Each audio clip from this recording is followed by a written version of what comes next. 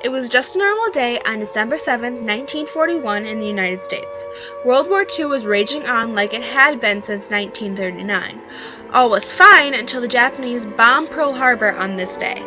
From then on, the Japanese Americans' lives would turn upside down. The internment camps in the United States of America were occupied by Japanese Americans during World War II. Their treacherous conditions had a negative effect on the Japanese culture due to the invasion of privacy and the enforcement of the families to be moved. The U.S. failed to take responsibility for this until the late 1980s.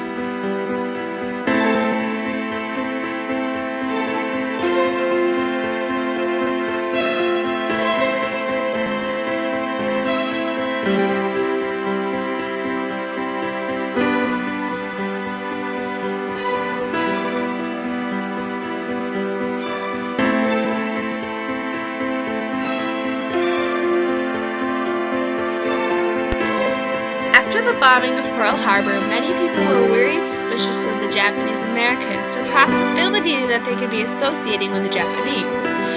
In result, just a few days after the bombing, a curfew was imposed on the Japanese Americans on the West Coast, which didn't allow any person of the Japanese descent to be out of their houses between 8 p.m. to 6 a.m. Shortly, on January of 1942, California fired all of their Japanese American state workers. And then, on February 19, 1942, President Franklin D. Roosevelt issued Executive Order 9066. Executive Order 9066 gave the military the power to create zones and remove people from these military zones. Although it didn't say so in the actual order, most of America knew that this was directed toward the Japanese Americans. The first group of people to be removed was on February 25, 1942, on Terminal Island near Los Angeles. These people were given a 48-hour notice. Many Japanese Americans sold everything they owned because they had no idea if they were ever to return. This meant many houses and possessions went for very little money because of the extremely short notice. No matter who you were, a World War I veteran, school teacher, priest, or a newspaper editor, you were still required to move into an internment camp and sometimes be separated from your family in different camps. In total, there were more than 120,000 Japanese Americans that were interned in these camps in the end of the internment.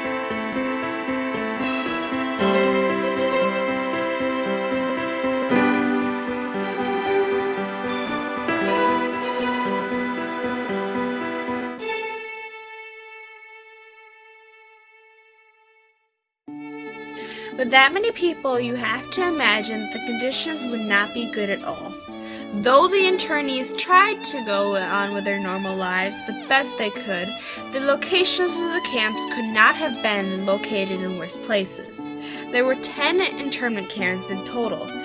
Manzanar, California was the first to be open on March 21, 1942, and Tule, California, being the last to close on March 20, 1946. The internment camps were surrounded by barbed wire and military personnel. Inside the camps were multiple buildings, usually mess halls, bathrooms, and barracks. Also in every camp, there was a hospital, school, newspaper, and some type of self-government. The camps as well offered space for leisure activities such as baseball so that the internees could have as much of a normal life as possible. In the mess halls, food was terrible because they were limited to spending 50 cents for each person each day. This meant the food was military grub and was reason for some illness in the camps. The sanitation was also not up to standards, so this, plus the poor food quality, led to outbreaks of typhoid fever and tuberculosis. Many of the camps were located in a desert area or someplace with unfavorable climate. This meant that in winter, temperatures fell to minus 30 degrees, and the internees were only given a straw mattress and an army blanket. Then, in the summer, temperatures soared over 100 degrees.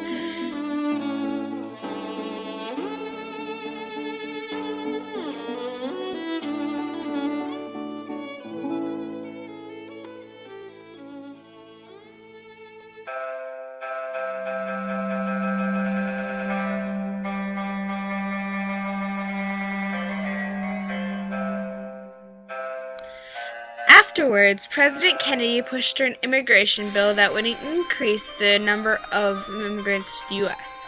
It was not until after Kennedy's assassination that this bill was passed in his honor. This was called the Immigration Act of 1965. It increased the immigration limit for Japanese from 2,000 immigrants a year to 4,500. This act also gave immigrants the ability to immigrate to the U.S. if they intended to work in a professional field that had a shortage of American workers. The Immigration Act of 1965 also led to further investigation of the internment camps.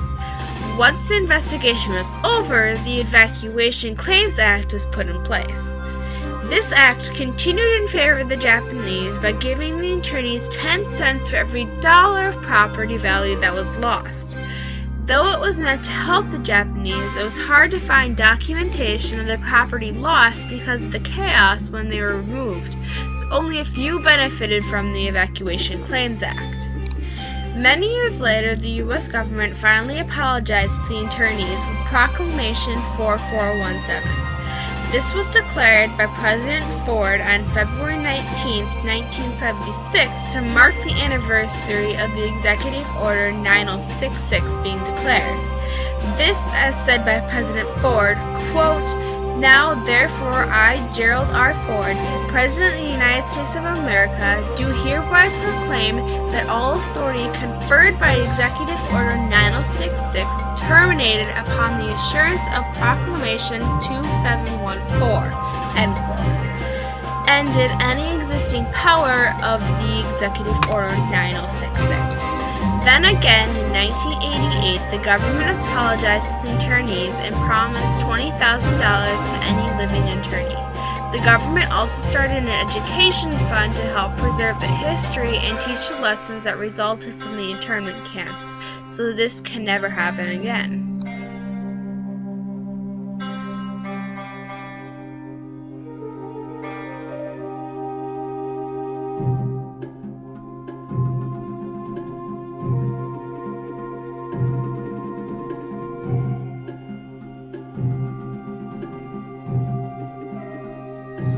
All in all, the U.S. made a terrible mistake by putting the Japanese Americans in the internment camps, all based on a suspicion.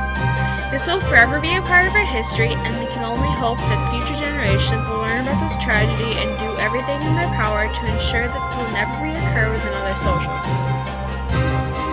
The Japanese Americans were put into internment camps with short notice. They were in terrible conditions, and the U.S. didn't apologize until many years after the last camp closed.